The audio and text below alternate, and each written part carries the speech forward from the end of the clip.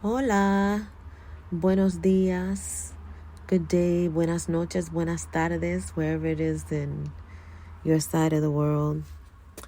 It is Monday. You know what's funny? That I stopped doing the music Monday because I thought that my account on YouTube, because my videos on my podcast on Spreaker goes to my YouTube channel. And so I thought that that's what was causing the strikes that I was getting on my account. But I got strikes because I was talking about the C word, and I shouldn't have said the C word because they weren't playing about that. So they struck me. But I'm not really tripping off of that anyway. It's a new world. It's a new time. It's a new place. It is January 9th, 2023. And the world is just different. We're in the midst of winter. And, well, I guess winter would probably be the midst of winter anyway. We just started winter. No, January. Yeah, we get in the middle. Get in the middle of winter. And it is, it's been storming here. There's been trees that are broken everywhere. And it's just interesting to see, what happens when Mother Nature takes over. Yeah, the weather here has been crazy. I don't remember it ever being like this for the past 7 years. I haven't experienced anything like we have recently with the rain and thunder and lightning, all of that. But I came today. I didn't mean for any of this to turn into anything. It's just what I'm doing, and I want to share with you guys what I'm doing. And what I'm doing is I'm going to this book for studying a metaphysical interpretation of the Bible. And every time that I go in it to take a look, there's something that just makes so much sense. So I don't post all of the ones that I run into because I would be here all day.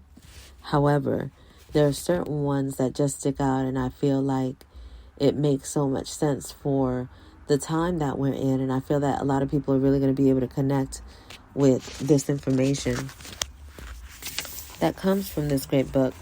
So I opened up to page 358.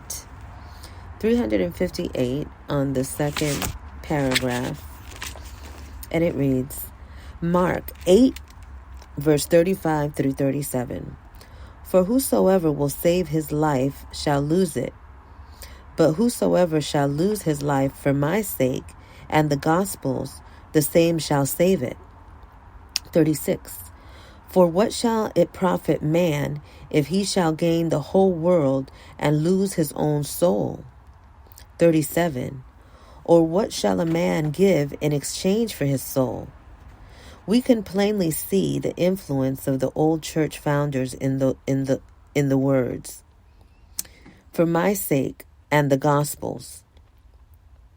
During the time of Jesus, the gospels had not yet been formed. Furthermore, the master had not shouted or proclaimed his divinity at the time because it would have been out of character for him. He certainly was too humble to do so.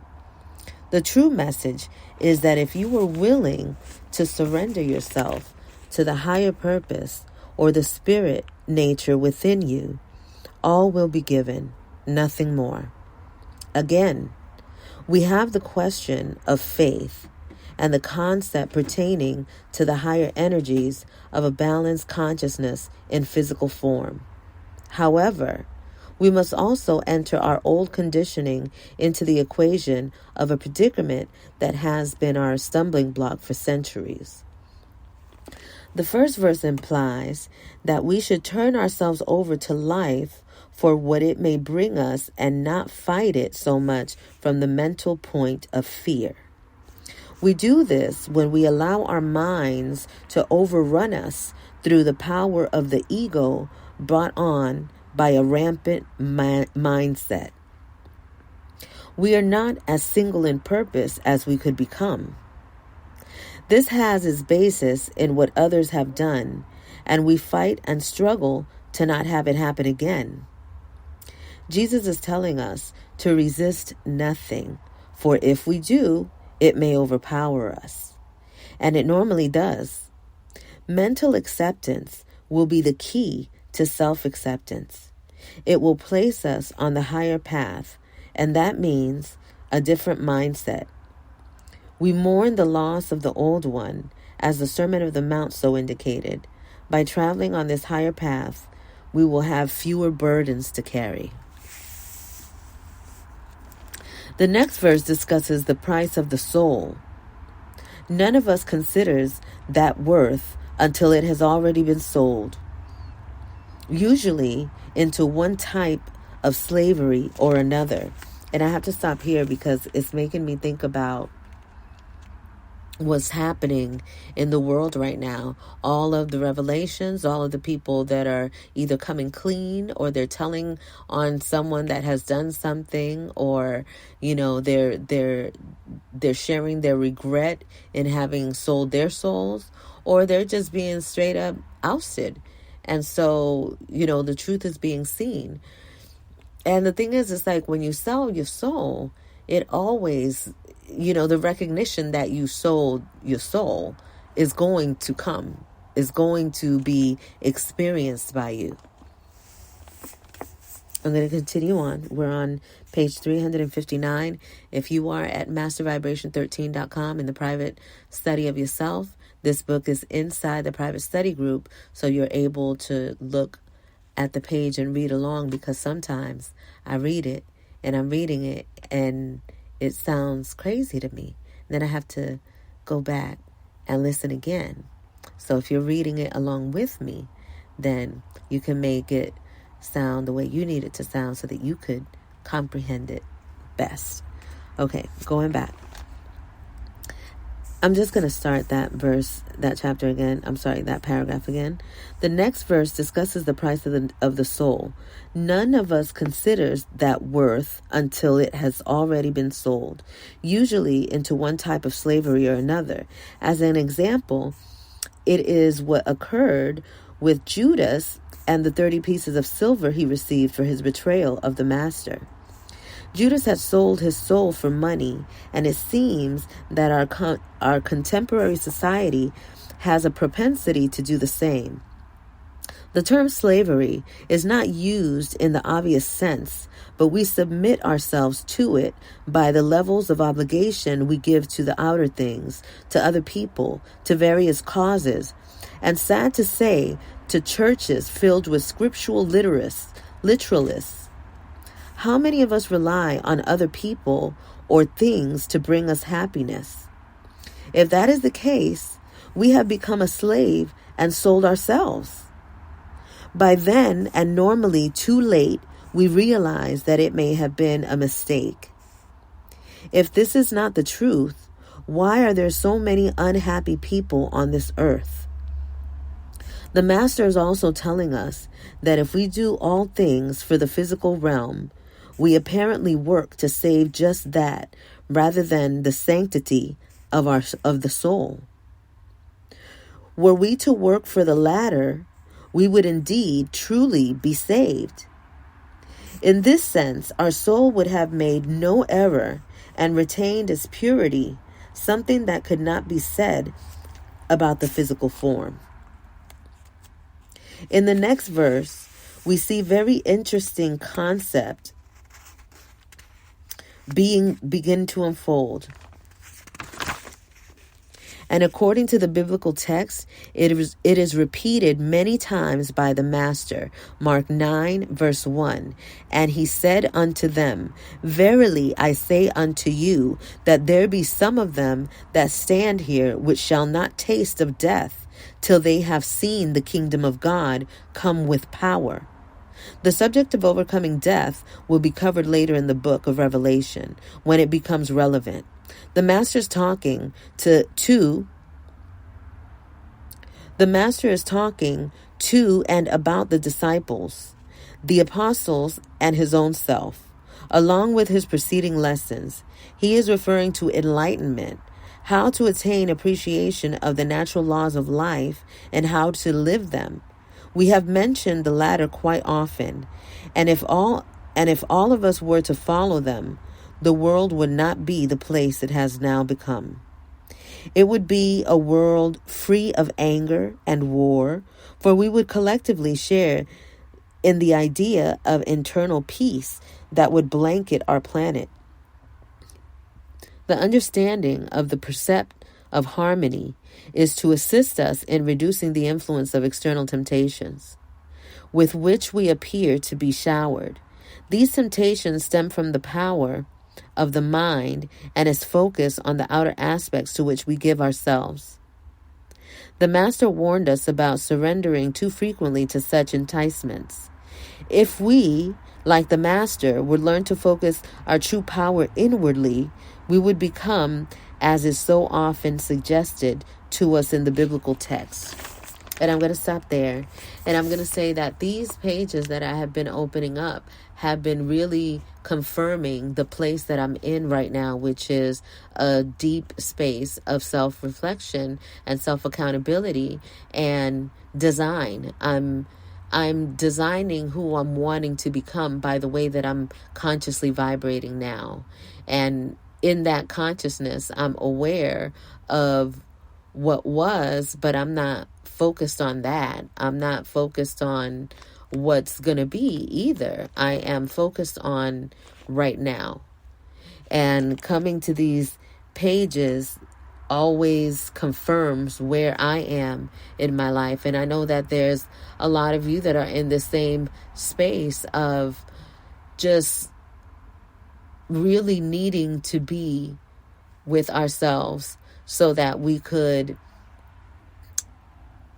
redesign what it is that we want. And in that place comes a lot of, well, it could come a lot of anxiety. I can only speak by my own experience, but what has been happening with me is that I have been dealing head on with every single one of the challenges that I've had. And as of January 4th, so much has been lifted, and it has me just kind of sitting in a space of gratitude and of, I'm saying nothingness, but I say that with, it's not nothing. It's definitely doing work. But when you're listening to yourself and yourself is telling you, pick up a book, and read this, or just stop right here and, give attention to this animal, or go pick some lemons, or go, what I'm saying? It's like you start to get these inspirations to do things, and because they feel so good, you feel like, I should be doing things that are more difficult, or I should be doing the things that I don't want to do. And then I think about why am I thinking about the things that I don't want to do? Like one of the things that always buckle me, that makes me feel frustrated, is things that have to do with business, things that I have to organize and facilitate in terms of paperwork that needs to be done, and bills, and different things like that are just really, and not even so much the bills, because the bills you pay the bills and that's it, that's that. But having to conduct transactions and business with the powers that were, no me gusta. I don't like it. And this is why, I look at that feeling and I recognize what it is, and it just carries with it a lot of the old. And I think about the new ways that have to be created in order for it to exist in more peace and harmony.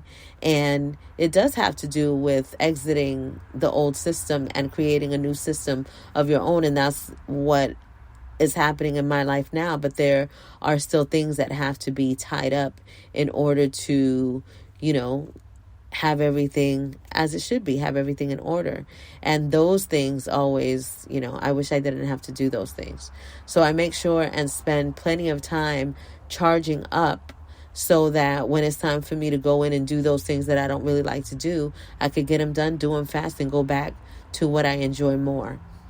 But I also remember that doing the things like, picking fruit and spending time with Neo the bunny and, just creating, that is very important. And that is who I am. And I have to honor that. I have to honor the things that I organically desire to do that may not seem like anything, or it's not a big deal to somebody else, but it is definitely a big deal to me, because I get the benefit of each moment that I spend doing those things. And, it really doesn't get any better than that.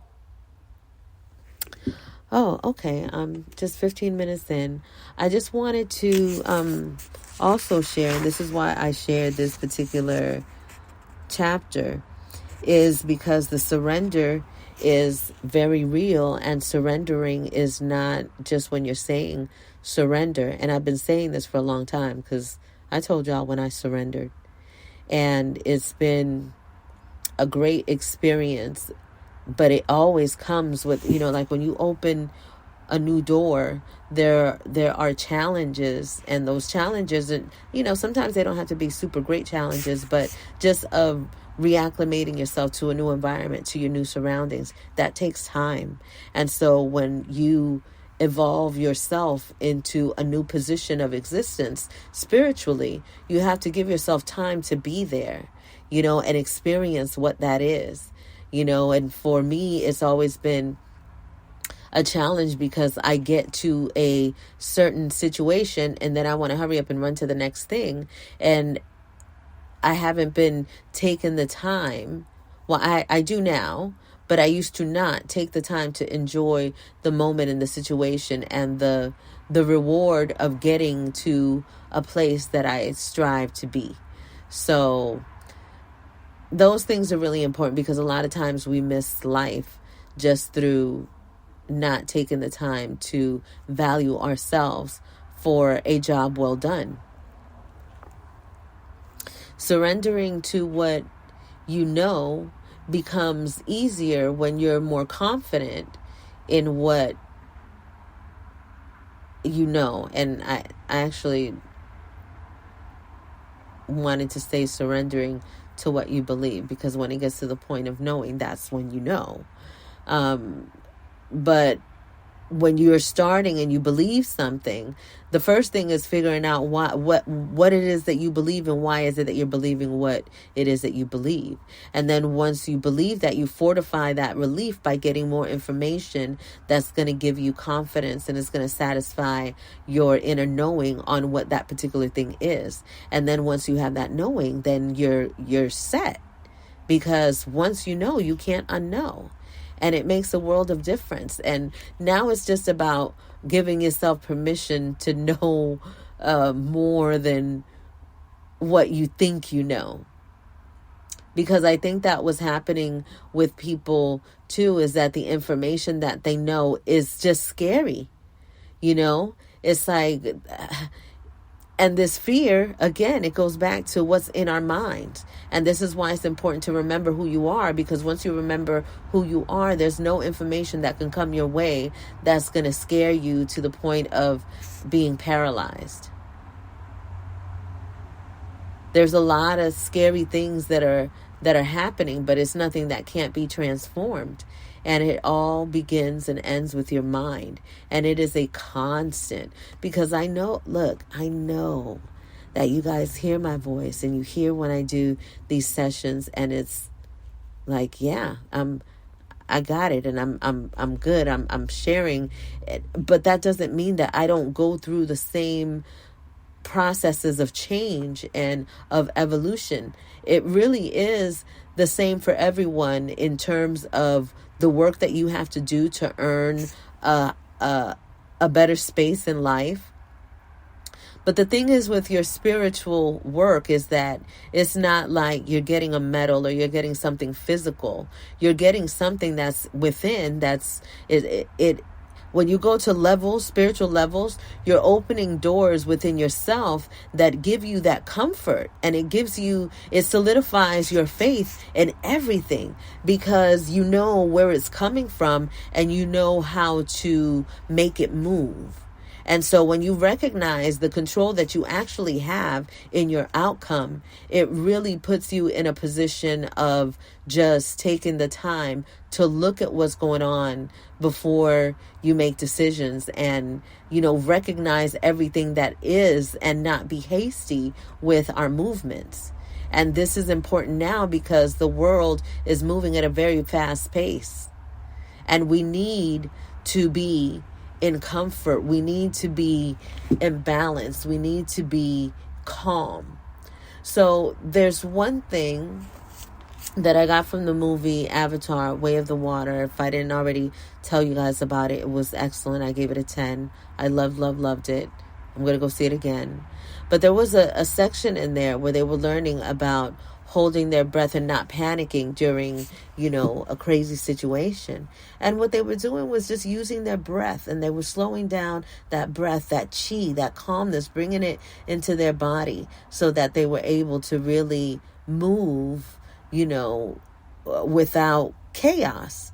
And this is what's happening with all of us in the world now. Like, you can turn anywhere and you'll see something crazy happening, like even, in my situation, I go out and there's just fallen trees everywhere.